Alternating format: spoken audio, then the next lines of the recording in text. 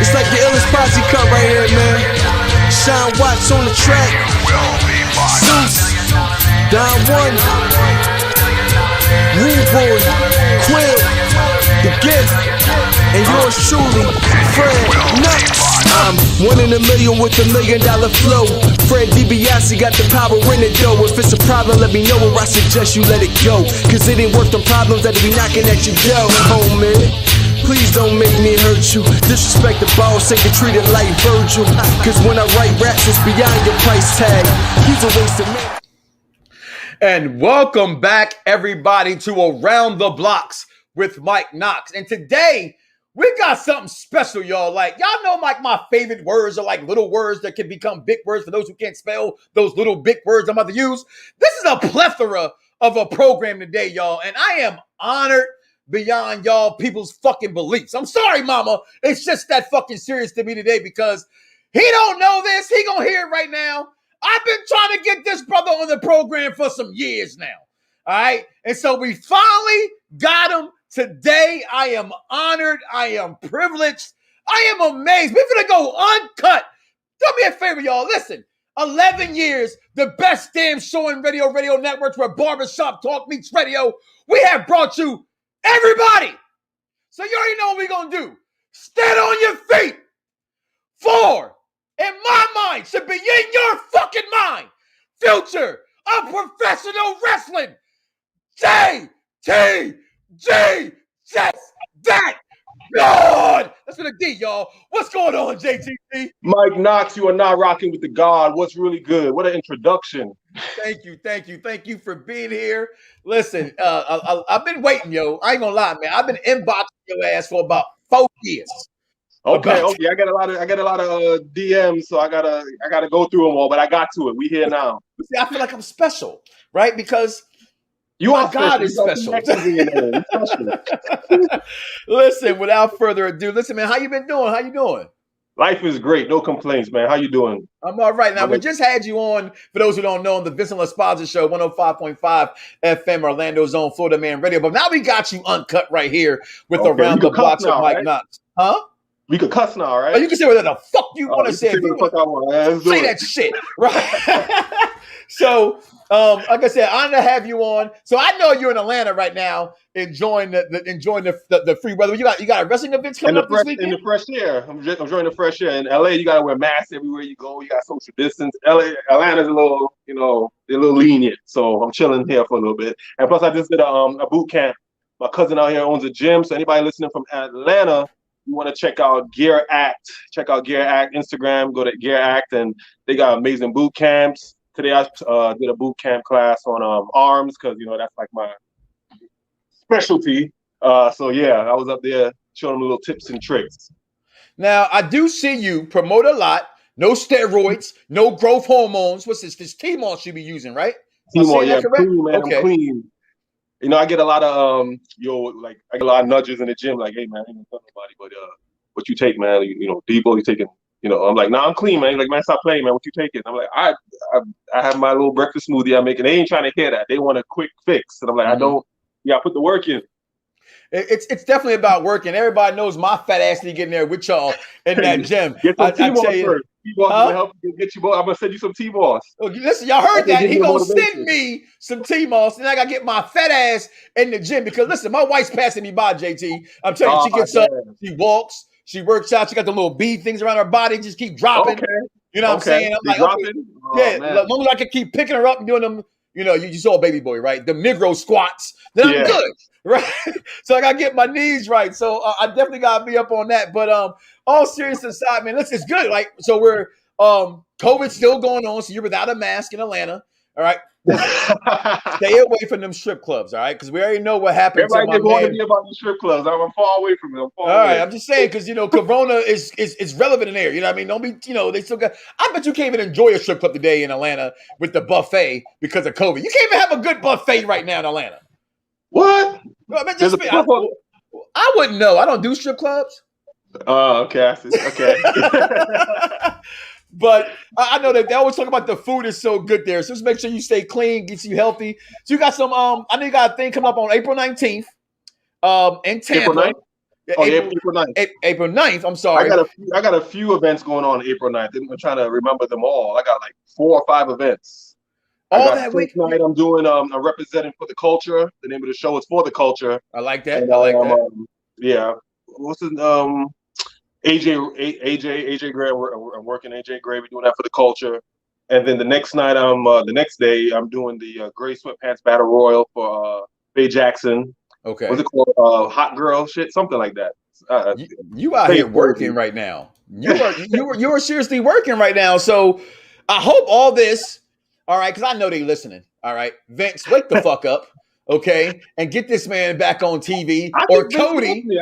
I don't think Vince is the problem. Vince loved me. He loved Crime Time. I don't think, but Vince is the issue.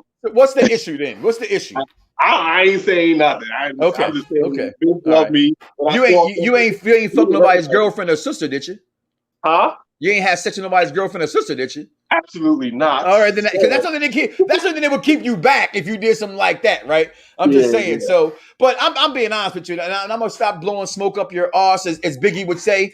All right, but I loved your work in the business. I think you guys were at that time was needed, but also we've gone past that at this time, and I think that people like the Hurt Business, MVP and those guys are doing things differently. The New Day are doing things differently. And I saw a tweet you had this week that said, they're missing something from the Hurt Business, right? So if you had a chance right now, you had 4 or 5 contracts in front of you, New Japan, Impact Wrestling, AEW, WWE, and you could have the creative control or the money. Which one are you taking, the money or the creative control? Creative control. Okay. I need to have fun. I need to be passionate about what I'm doing. It's not always about the money. I mean, the money is good. It's a good, icing on the cake. Right. But when I first started doing Crime Time in 2006, and we had a lot of creative control because they didn't know how to write for Black people. We were, of course not. It's like watching Hollywood Shuffle. We came up with our own segments, and they ran with it. And it was so much. I was going to work, but it wasn't work. And they was paying me for this. I did it for free. Don't tell nobody that. But yeah, I was having fun and getting paid for it and traveling the world. Yeah, so I definitely, through experience, I'll take the creative control over the money. See, and I always have like this debate with wrestling fans, right? Because I personally think wrestling fans are retarded. Excuse me, mama, but I do, right? Because they want everything, but don't respect anything at the same exact time. So they don't.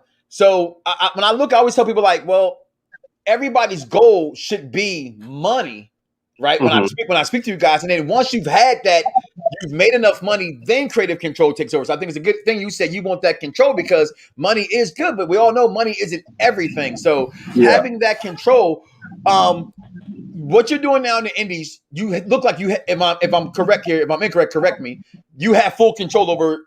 Everything I'm doing right now is all coming from the creative mind of Jason Paul, who created Jay the God. Okay.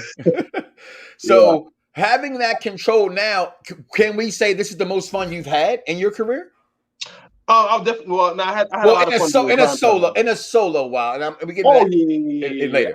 Definitely. I'm having a lot of fun right now, especially doing my own thing right now at this moment. Okay.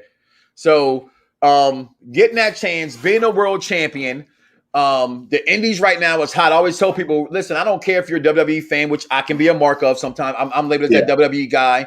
I don't care. I like professional wrestling. I don't care what product it is. Give me storyline and you will have a good wrestling show. I believe hashtag wrestling is storyline.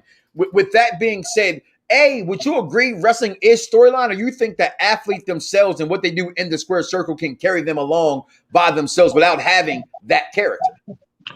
Oh, no, I definitely believe, and that's why we all got into wrestling. If you go back to the golden era of professional WWE, it was the characters, it was the storyline. Watching Macho Man get bit by a snake and Jake the Snake working like acting, they were friends, they were cool behind the scenes, but in front of the camera, they were like mortal enemies. And that's what I'm doing right now on the independent. I'm focusing more on storytelling. I'm gonna have to come up with that AKA next, JTG, AKA the author, because you have to tell a story in the ring. I agree. Well, You you have to are leave the author. people You with a already great got one ending. book. You already got Huh? one book. You already got one book I out. actually got Right, three, two, but I'm three. just being Good humble right Lord, now. Jesus! Now he's being humble. Go ahead and get yourself a Barry Horowitz then. Pat on the back for that. So you know how to write pretty much you know how to write for yourself and how to get over. Correct? Yes, yes. You gotta be able to tell it. If you want to be like when I teach classes on professional wrestling, you know, all the moves are cool, but those are just chapters. You want to be able to tell. Those are just words to your chapter. You want to be able to tell a story. You want to be able to grab people's attention, hold it, and then hit them with that ending. Like they go home. Everybody goes home with the ending. So you want to make sure you're finished. You have a great finish. See, listen, this is why I tell y'all this is the show the pros listen to because I hear them and I just repeat it. So if you listen to me, it's like he said it, but I already told you, but you don't believe it. But Like even when I put my matches together, yeah, I don't even get all my moves in. Like you guys only see like a little piece of my move set because I put it where it needs to be. I don't just do moves just to do them. It has to make sense. It has to go along with the story. And so if I ever do get called up to the, I'm not gonna say if when I get right. called to the big league, There it because is. Right. you know, It's a matter of time. you're gonna see me in full effect. So, see, I like when you talk about like your move sets because, frankly, I think, and of course, obviously, different promotions allow you to do different things. You know, without that being said, you get to see the full plethora. That's that big little word, right? That I like to use that of what you have in the ring. Yeah. And show what you actually can pull off, and you're not just a gimmick. Because truth be told, during the Crime Time era, the gimmick is what really got you guys over. Yeah, Yeah. would you agree?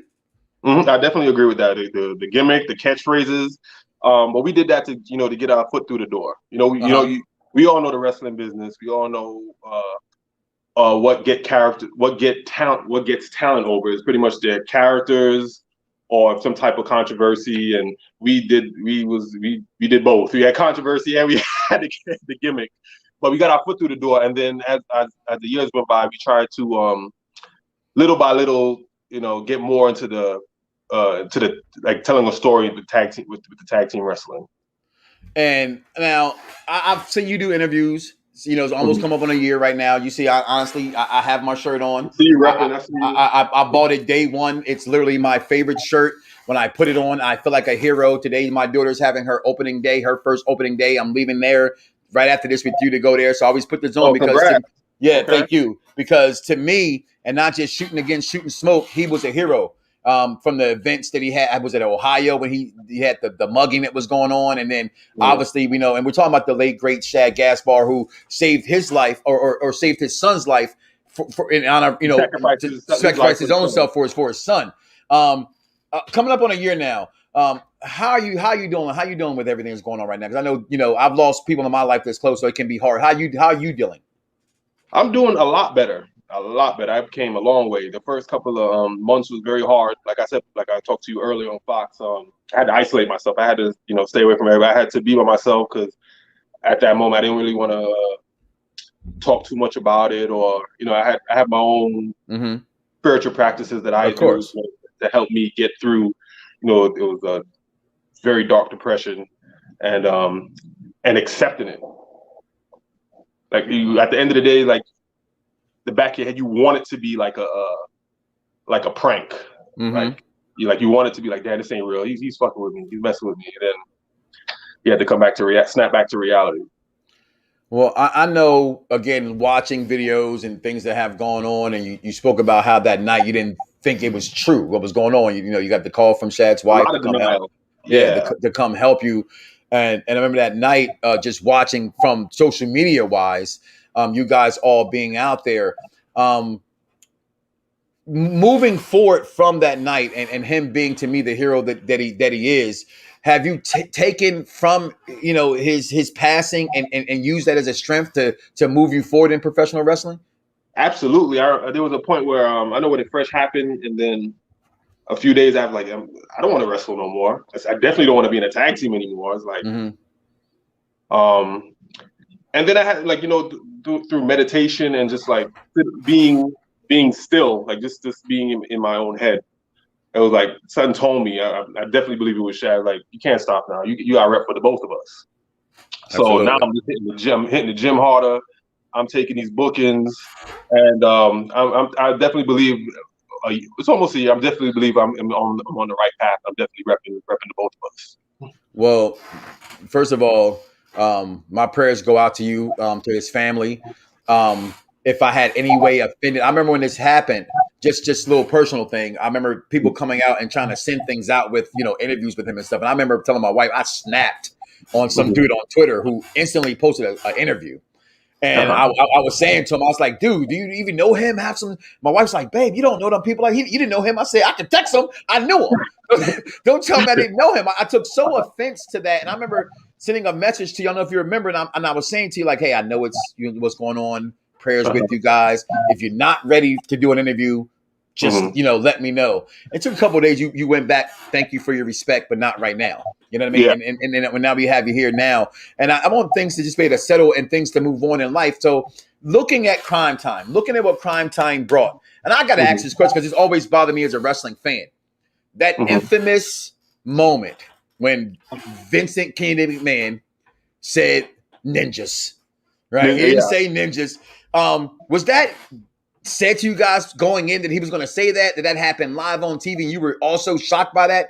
And what's your take when you heard him? I know it's storyline, and I always tell people wrestling to me isn't racist. Wrestling to me is everything. I've seen professional wrestling make fun of every single nationality. So I don't want to just exactly like Family Guy. Family Guy, you can't call them because they make fun of every genre, every race, every sexuality. So you can't. And I think wrestling does the same thing. Too. With professional wrestling, I believe they reflect what's going on in pop culture and society. So whatever's going on in like for example, WrestleMania, was it 7? They had the war going on with was it the Gulf War? That's what Sergeant Slaughter and them. Yeah, I think that was the Gulf War. Yeah, reflected in wrestling. You had Sergeant Slaughter, who was a traitor to his to his country, the man who was the face of the army, G.I. Joe, and he was wrestling Hulk Hogan because of the war that was going on. Forgot the other wrestler when we was going through the issues with the not the Middle East. You had Iron Sheik. You had even moving currently to the 21st century, Mohammed Musan for what it was a huge big thing going on then. So when that happened and he said that on TV, I know my wife's. My mother and father are Black Panthers. Right. So they were like, and you still watch this? I'm like, it's wrestling. But what was your take, or how did you feel when that said, and again, we're speaking of the business. I don't think I was at the arena or I watched it live. I can't remember exactly what I was doing. I remember finding out about it. And I was like, was there any repercussion? Like, did he get, like, what happened after that? Right. I think John Cena was in a segment with him. Yeah, it was Cena. Yeah, Cena and Booker T told me he didn't even say that. Yeah. So I didn't really get all the details behind it. I don't think I was offended because I just think I don't know Vince personally. I know him on a business level. Yeah. But my interactions with him and his interactions with other African American talent, I could pick up when somebody's a suspected racist. It's not hard when someone's that way. It's definitely a difference. When you know that full racist. And guys, with your question and comments, I will get to those momentarily when we get through what we're going to talk about. If he sticks around, I think he's sticking around. I think he's having fun. But he can let me answer that. But you brought up Cena, right? And you had Crime Time Cena, right? Crime Time Cena Nation, yeah. What happened there, and how come for what it's worth, it missed because it didn't fully get developed where it could have went. Yeah. What was your thoughts about being in that faction with Cena? And you First guys? Of all, it came out of nowhere. I just remember walking into the arena in New Orleans and like, oh, you guys are gonna make history tonight. You guys got a big segment tonight. You guys about to steal the show. I'm like, what are you talking about? And that was from like one of the crew guys. Okay. And then I found out the detail, like, oh, you guys are destroying JBL's car, and Cena's are doing a faction. I'm like, whoa, where did all this come from? Like, when did John Cena want to appear with Crime Time? Right. And it went great. And after that, I started, Shad and I started working the main event in WWE for the first time. And that itself and alone was an amazing experience because I learned so much within those couple of months working with John Cena and learning how to work as a main eventer. Like I was like he would check me like, hey, 'cause I was doing stuff that I would do when I opened the show. Yeah. At the end of the show, he's like, oh no, we don't do that. Okay. Like the beginning of the show, you know, I like to get the people hyped up and ready. Like I'll start clapping or yell for the crowd. But after the show, he's like, yo, you don't do that. We're at the main event. You already got their attention. You don't got to do that. You got to be in the main event spot. You got to act like I'm like, yeah, I'll never do that again. See, I'm going back to those times you said, being with Cena. I always tell people right place, right time, right? Yes. With Cena, and his, the rap image persona and coming on, and in that time, him, still trying to use, and being smart in the business to know that the black dollar is important, and you guys were hitting very, very hard at times. So like. At that time, all we had was Crime Time, really, in the WWE that we could kind of relate to. So I think it was smart business on him. Definitely, it worked out better for you guys. Also, in the long run. So, what was some of your favorite times that you guys may have had? In wrestling, it could be in WWE, out WWE, down in OVW where you guys started at. You catching that bus to the arena there. What was some of your best times with Crime Time? Our best time with Crime Time is when we did a storyline. When we were involved in a storyline and it was going somewhere, I was having fun. When they would just throw us out in a match and it was like just a match just to do a match, it was kind of like, it's TV time, but after I've been with the WWE for so long, the TV time and the fame is kind of like, I want a storyline so I could, engage, so the fans could become engaged in it. You know what I mean? Yeah. So. Couple of questions. My man Mo _Eaton Belt King Extraordinary himself. I call him Belt Emperor. I got about 18 belts. He got about 40. So he said, how was it wrestling in Tim's? How was it wrestling in Tim's? I got used to it. It was an adjustment. I mean, I rocked it a lot when I was a teenager. So it didn't come, from Brooklyn. Who doesn't have a pair of Tim's from Brooklyn? But I had to rep my borough. So even if it was uncomfortable, I would just roll with the punches. But now I was definitely comfortable in the Timbs. I got used to it. It helped me with my drop kicks. Now my drop kicks are hitting people in the forehead. See, I was different. Everybody rocked Timbs. I had the mountain gears. Don't judge me. Oh, I remember mountain gears. I was trying to be. They had colors with them. You know what I mean? Tim just had the three little colors: the tan, the brown, the dark brown. Black, but the mountain gears had black. They had the red. You know what I mean? I thought I was puffy. So I wanted to have different colored Timbs on. Another question coming in from Facebook says, "What do you think about the representation of African Americans now that the Hurt Business, Sasha Banks, Bianca Belair, Big E, Nia Jax, and those guys right now in wrestling? What's your thoughts on them, on the representation of blacks in wrestling?" I think every group or faction or talent that was named in that question is definitely representing the culture right. They all are charismatic. They all have great characters, and they're not doing anything that will get them canceled in this era. How about that? There'll be no Crime Time in 2021. It's like, I mean, if we was to come back, we definitely would be doing the same antics we were doing in 2006. Well, hell, you can't do nothing back in 2000. They got rid of Pepe Le Pew. Come on, They man. got rid of Pepe Le Pew. Oh, and they trying to get rid of Speedy Gonzalez next. Why? What did he do? They say he represents Mexicans in a drunk way. Not so Speedy. I feel you want to get rid of something, get rid of Popeye, and I love Popeye, but Pluto used to choke this shit. Well, yeah, they got rid of. Listen, if you could, Pluto used to choke the shit out of Olive Oil and then beat her ass when she didn't want to have sex with him. So that's why Popeye always came to the rescue. Right? But you watching cartoons as a kid, none of that. You don't even think about those kind of things coming out. So growing up, right? I'm gonna ask this because I asked you before. And you said I got you, but I got you live now. When did you fall in love with professional wrestling? Oh, 2 years. I could say as early as 2 years old.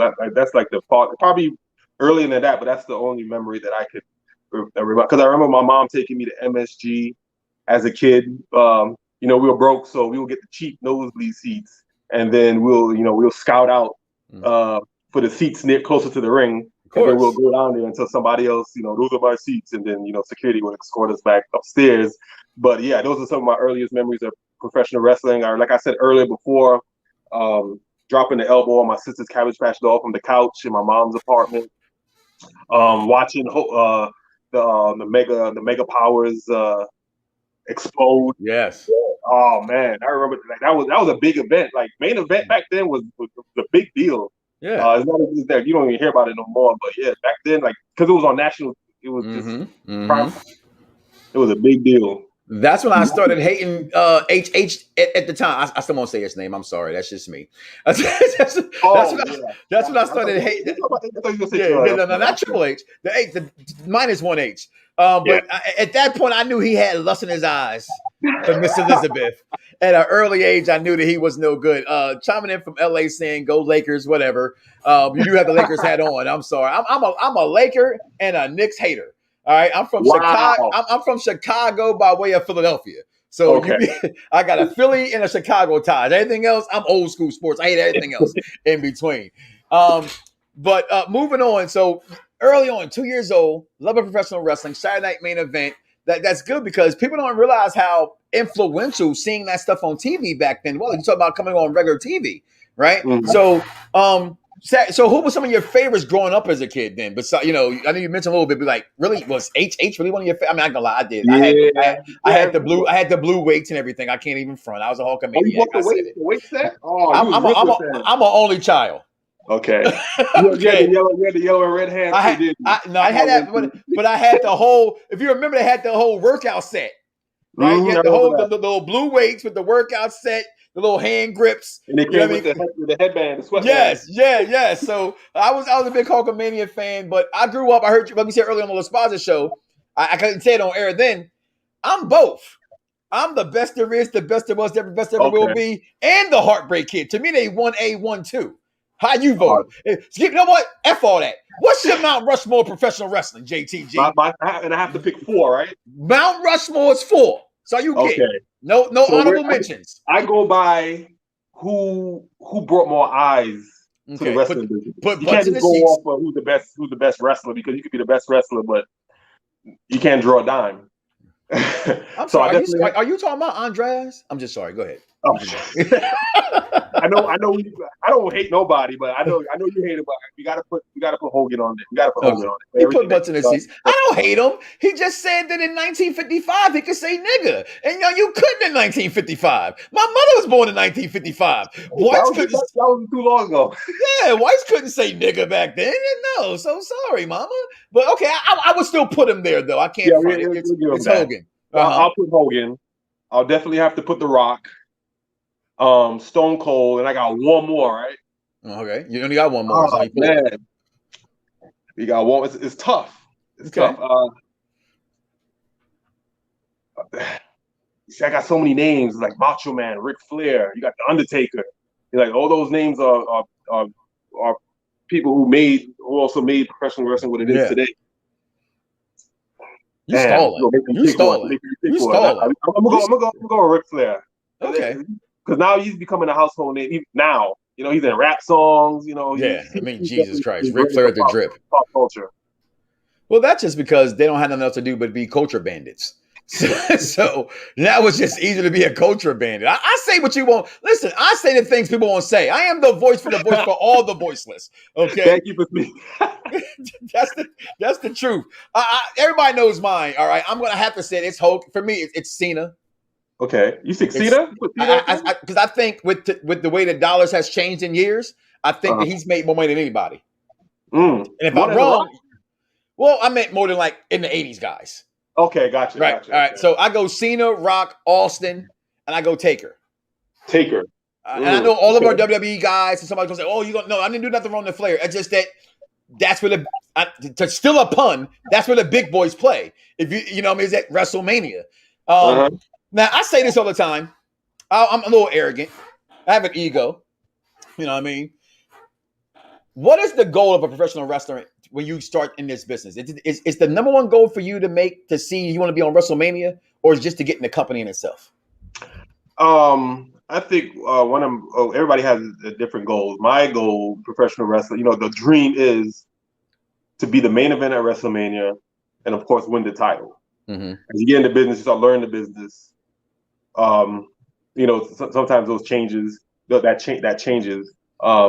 But definitely, like one of my main goals, because WrestleMania is the biggest show. If it's the next show that's bigger than WrestleMania, then of course that's going to be my goal. But my goal is always going to be the main event at WrestleMania. Another goal of mine is to wrestle in Japan. IC title. I got a few. Why aren't you in Japan? I'm gonna bring that up. Have they not come a knocking? I think that too. I think I'm going to do some more reaching out, because I definitely I hear a lot of great stories about professional wrestlers performing in Japan. They treat them like gods, and I am Jay the God, so it's only right that. Duh. I want to get my Ribera jacket. I have to, professional wrestlers, when they go to Japan, they go to the steakhouse Ribera, and they give them a free jacket. That's like that's like what do they call that? Your rite of passage. Rite of passage, yes. Question coming in from Facebook says, I hate reading off a phone.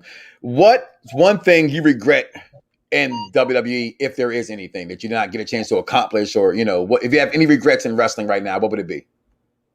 If I have any regrets, I don't like using the word regret, because the person who I am today, I love it, and I learned from those mistakes. And if I didn't make those mistakes, I wouldn't be who I am today. But just to go along with your question, it'll definitely have to be. There was an idea that I pitched to Vince, and he loved it. Mm-hmm. But I got into a lot of trouble because I didn't go through the chain of command. Yeah, and you get a lot of heat for that. When something is successful, a lot of people want to say that they took part in the success story, and I didn't know that at the time. I was young, so I went straight to Vince, and I cut out a lot of people, and they were behind me. Even though Vince loved the idea, he still relies on his I'll say soldiers. Mm-hmm. Like, oh, JTG, blah blah blah. What do you guys think of this? And I went straight to because to my mind, like, why am I going to the middleman? Straight to the supplier. So so for anybody else coming up in the business, learn your chain of command, play the game. It's in the beginning of his song, how to play the game. Yeah, and he played the game like a motherfucker. We're not even gonna talk about that. Okay. See, people ask me all the time, like, you write questions down. I don't write a goddamn question. I go off what you tell me. Now I gotta say it. Damn. You brought it up. Was there a shovel? Huh? Has there been a shovel for you guys? Absolutely. Okay. Absolutely. We came on the scene hot. We was eating up TV time. And there's been talent there that's been there for years, that didn't get the type of attention that we did, that, like they didn't think we deserved it. So that came natural. I mean, I understand it. I don't agree with it, but I definitely understand. Do you think that every wrestler has a shovel in some point? It's my belief that every top guy has at one point had that shovel. Oh yeah, you're definitely gonna get heat. That's why I tell like young talent coming into the business, I don't want to get heat. I don't want to get. He's like, hey, as long as you're not intentionally trying to disrespect somebody or trying to hurt somebody, don't worry about heat, man. You're gonna get heat for walking in the building with shades on because they think you got an ego. Right. Yeah, they got on Michael Jordan for doing an interview with his glasses on with Ahmad Rashad, right?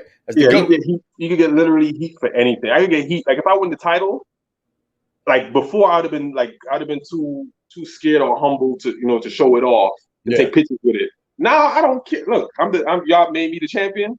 I'm taking pictures with the title everywhere I go. I'm gonna rep the company. I'm gonna rep myself. But I'm just comparing myself from where I was then and where I am now. I don't care about heat. I'm gonna do me. I know what kind of person I am on the inside. I'm not intentionally trying to hurt nobody, disrespect anybody. All my actions come with positivity, and that's the energy I put out. So I know I'm not doing anything negative. So I ain't worried about it. If you take it the wrong way, that's on the person. So we didn't see you this year. So when would we see you be a surprise entrant in the Royal Rumble? Say that one more time. We didn't see you this year. So when will we see you, hopefully next year, and as a surprise entrant in the Royal Rumble? We'll see if I get that call. I'm gonna pick up my phone. Listen, if you need a manager, right? See, Paul's Paul. You need a black Paul Heyman. Let me be that for you. Give me the fucking baton, and I will run to the finish line like Usain Bolt. You got the job. If you could grow that ponytail, you got the job. Repeat that. Because I go find Tony Khan right now. I see if you can grow the Paul Heyman ponytail. No, see, listen, I'm bald, baby. I step into the barbershop. I got a bald. You know that, baby. It's the Brooklyn way. The more wet, the Alizé keep me tipsy. Come on now. You think I can? So, moving forward, speaking about that, I had a little bit more fun here. He just passed his birthday, or the death of Biggie Smalls. He just passed, right? Yeah. I call him the GOAT. Yes. Off of one album. Would you say that Notorious B.I.G. is the greatest rapper of all time? Of greatest rapper of all time? All time. That's what GOAT means. I mean, he's great. He's but you wouldn't call him the greatest. I can see you pausing there. Ooh, the greatest of all time. Who is the greatest rapper of all time to JTG? Man, now I'm gonna have to lean towards Biggie. I'm trying to think who else. As long as you didn't say Machine Gun Kelly, because I was gonna get offended. Wait, what? I mean, I like MK, but the greatest rapper of all time? Nah. Wouldn't give him that title. But yeah, I'm thinking about a lot of my favorite rappers are all from Brooklyn. You know, that's Biggie. I'm a big Fabulous fan. Jay-Z. Mm-hmm. And then I'll have to throw Drake in there. He's not from Canada, but yeah, Drake. I'm starting to listen to a lot of Meek Mill now. Meek Mill is impressing me. Okay. Am I missing anybody? I know I'm missing a few people. Those are the first few that come to mind right now.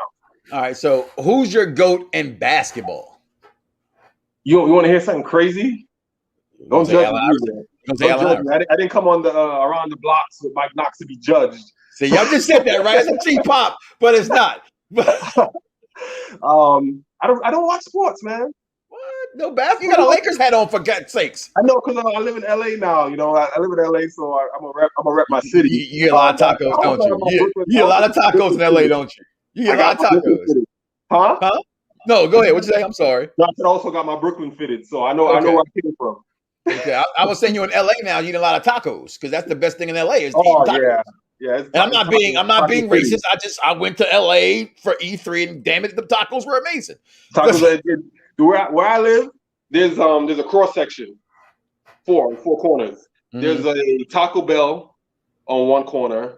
The other side has a taco truck, and then the next side has a taco truck. It's like three of these taco businesses competing with each other on the same block. I'm like, why you guys? Well, you gotta take Taco Bell out and put in Del Taco. All right, you can't be in LA and not have a Del Taco. All right. So you told me you're Mount Rushmore. Who is your favorite wrestler of all time? I'll definitely have to say the Hitman, Bret the Hitman Hart. I know I didn't put him in on the Mount Rushmore because I was going off of mainstream popularity. But Bret Hart would definitely be my favorite wrestler because he got me more into wrestling. You know, the Hulk Hogan era. You know, it went by, and I kind of was kind of like, Mm-hmm. And then watching Bret Hart. You know, and the Hart Foundation the Rockers was my favorite tag team, and then the Hart Foundation was my second favorite tag team. And then watching Bret come up the ranks. You know, the IC tie. He had an amazing match with the British Bulldog at SummerSlam. Yeah, 92. Perfect. Yeah. You know, and then it was just his swagger. Like, this dude rocked pink and made it hot. You know what I'm saying? Before Cameron, there was Bret the Hitman Hart. Yeah. Question from BJ Williams. Man, first of all, my bro JTG, can't wait till you come back to ACW. ACW, like Apricorn Make Wrestling. I don't know. I'm just reading the comment there. But that way he doesn't feel left out. Thank you. So that's all. Just making him feel good in the barbershop. So who's your GOAT in R&B and pop? GOAT in R&B and pop. R&B, I'm going to have to go with Chris Brown. I'm a Chris Brown fan. Chris Brown. And then with pop, you have to go with Michael Jackson. Okay. So is that because Kales did them little things to little kids? No, I love R. Kelly. I don't have judging, but like I said, I didn't come on the show to be judged. I still listen to R. Kelly. I tried to, but my wife be like, your wife ain't having it? Yeah, I'd be like, listen, I'm not playing the sexually explicit ones. I understand, you know. But we got Dice Man checking in and says JTG's most desired opponent. Who would like to go against in the ring? Yeah. So your dream match. Who would be your dream match? So if I went back to WWE and I had creative control and I had to pick my opponent for the main event for WrestleMania, who would it be? A few years ago, I would have said Undertaker, but I'm gonna have to say now. Maybe Roman Reigns. Okay. Yeah, maybe Roman Reigns. Yeah, he's the big dog right now. See, I like seeing you against Taker because I'm a believer of this whole cinematic wrestling universe that they did, like AEW did at Revolution with Sting. I don't know if you got a chance to see that, and then how they've done with Taker the Boneyard match. I like that. That was pretty Like, dope. Yeah, they can survive that way. You know what I mean? yeah. Because it's It's a way one-time more. thing. Yeah. So I can see you versus Taker. I don't know if he would be able to take, if you got kicked with a Timberland on, he might get a little mad. So I'm not sure if he's ready. Plus, he's about that Blue Lives Matter only. So you got to be careful on him, Taker. Oh yeah, I heard that. Yeah, You got to be careful right there. But so before we get out of here, JT, and again, I thank you, brother, for coming on. I want you right now. You're in the camera looking before you go out to Atlanta. Play no strip clubs. They ain't got you can't get the no strip club over here. No strip club. Strip club, right? Pitch to one of these wrestling companies why they should have you in their federation right now. Because right now they're all missing, in my opinion, right now. And MVP, and I know you're watching, brother. Go get this man. Yeah, somebody's gonna snatch me up. I don't know who it's gonna be. I don't know if it's gonna be Ring of Honor. I don't know if it's gonna be AEW. I don't know if it's gonna be WWE. I don't know what company it's gonna be. They all know my potential. They all know that I'm a great long-term investment, and it's just a matter of time. That's all I gotta say. It's a matter of time before I'm no longer a free agent. So I'm just enjoying the freedom right now. But as you can see, before they sign you, they do their homework. So you guys know, you've been following me. You see my work ethic. You see my character. So I'm a great snatch. Well, it's great snatch. You just said snatch. I'm sorry, I'm corny like that. One more question, boy. It says, what old timer from Mo_Eaton gave you the best advice that you think that stayed with you to this day that you hold dear? Okay, so I got two. Mark Henry's always giving me great advice. He's pushing for me too. He calls me and I call him. He's like, I send him the links to my matches. He's like, brother, you're doing such an amazing job. Just stay ready. Like, just be ready for the phone call. I'm like, all right, Mark. You just stay ready. But he's always giving me advice. There's so much advice I can't really pinpoint which one is the great one. I remember the first time I met Bret Hart. I came in there like. That was probably the first time I was starstruck because I grew up watching this man. Right. Yeah, I wasn't even on the show. Shad and I were on Smackdown, and we drove after Raw to Smackdown the next day so I could meet Bret. I met Bret. He was in the locker room, and I told him like, you're the reason why I'm in the business. And he was like, you're not even on the show tonight. Like, what do you? I said, I came here to meet you. And he was like impressed, like, damn, wow, the talent. They come out and they show respect. He appreciated that. And we took a picture and he signed my book for me. And in my book he wrote, "Save your money." Save your money. That's a great advice. I mean, hell, ask MC Hammer about saving your money. Yeah. How some more advice too, but I don't know if it's appropriate, but yeah. He told me not to get married. He said that to me. He said, you're young, you're on the road. Yeah. Oh yeah, not now. Not now. Yeah. Don't get married. I didn't listen. I should have. You went and got married on him. See? That's because I'm divorced now, though. I'm divorced now. So you should have listened. I should have definitely listened. You should have listened. All that snatch on the road. What are you talking about? What are you doing? You didn't. I said it for you. I just told you. It's the show. Listen, I got you, bro. So I make sure Mark Henry. I get off of him now. I had a little personal beef with Mark. Okay. Belt Kings came out live in New Orleans, and he kind of gave me the head nod and didn't put us over. And I thought he was going to put us over. He didn't put us over, so I've been kind of hating on him ever since. Like, damn, Mark, he looked right at like everybody's seen us, Jay. Everybody's seen us. We took the attention from the wrestlers in New Orleans. He sees I'm like, yo, Mark. He goes, and that was it. My heart just broke. I was like, damn. Man. I came here all dressed up for you, Mark. This is the thanks I get. But since he's a fan of yours now, I back off. Okay. I digress, as they say. One last question coming in from Facebook before I let you go. It says, coming in from Victor Gardner, thank you for your service, by the way, in our armed service. He said, how would Crime Time today do against Enzo and Cass? How would that go? If we had a match with Enzo and Cass, yeah, we'll definitely have great backstage and promo segments. It'll be a lot of back and forth. You know, I don't think the match will be good, but the segments leading up to the match will get people so drawn in, and because the chemistry, like me and Enzo's real cool. I was talking to him yesterday. I think we have a lot in common. You know, since we're like the small man of the team, and then it's a lot of good, a lot of dynamics, a lot of similarities. That would have been a great match. That'd have been something for the fans to see. But yeah, those segments leading up to it would have been a lot of fun. Well, that's why we say wrestling is storyline, right? Because those promos between you and Enzo going back and forth would be crazy. And then seeing Cass and Shag go at it, the two big guys, you know, the big guys going at it would have been very, very good to watch also. Listen, man, I'm excited for you. I'm excited for what's coming up in the future for you.